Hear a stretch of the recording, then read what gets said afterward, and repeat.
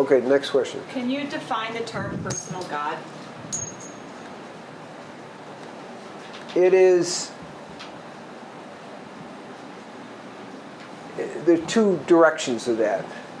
One is bhakti. Love of God requires some level of personal. And we see it in all the traditions. You know, obviously Krishna, Shiva, Vishnu, these are all personal relationships with a particular form, which then helps you connect to the non-dual form. So it's an intermediary thing. In the Torah tradition, you don't have forms, but you experience the play of the divine in your life. So you're praying, you know, you're connecting to that source energy in a personal way. Reversing that, we're talking about the perceiving the world as the play of consciousness of God and interfacing with our lives. So whatever happens to us is a gift from the divine. So it's a level of perception.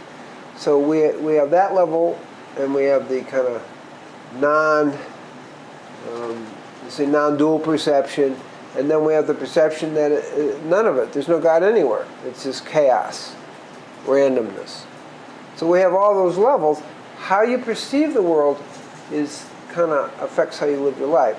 So in the personal God perception, which again is almost every single tradition, it brings a certain relationship quality that allows people to open their hearts to something that they can do. Now, the non-corporal personal God, which we have in the Torah, is more sophisticated than the other systems.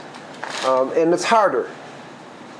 Because how is it you develop a personal relationship that's something that has no corporal form?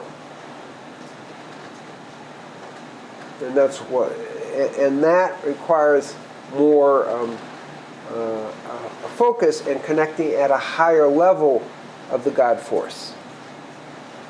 So, but it's still personal in the sense that the God force is still somehow intervening in our lives.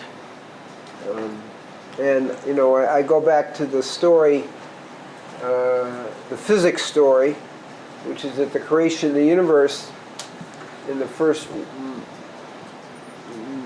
10 to the minus 35th second, we were collapsing into a dark black hole.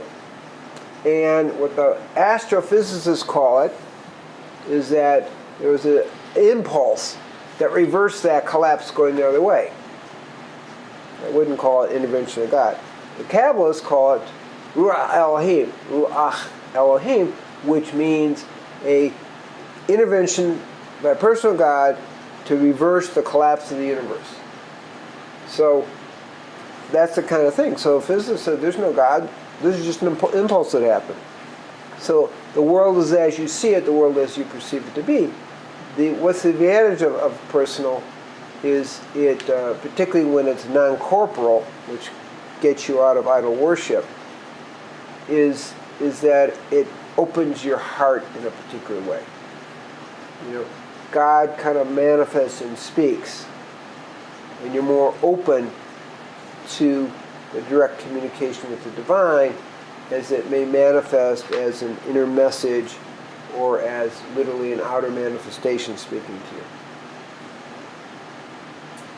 Those are deep questions.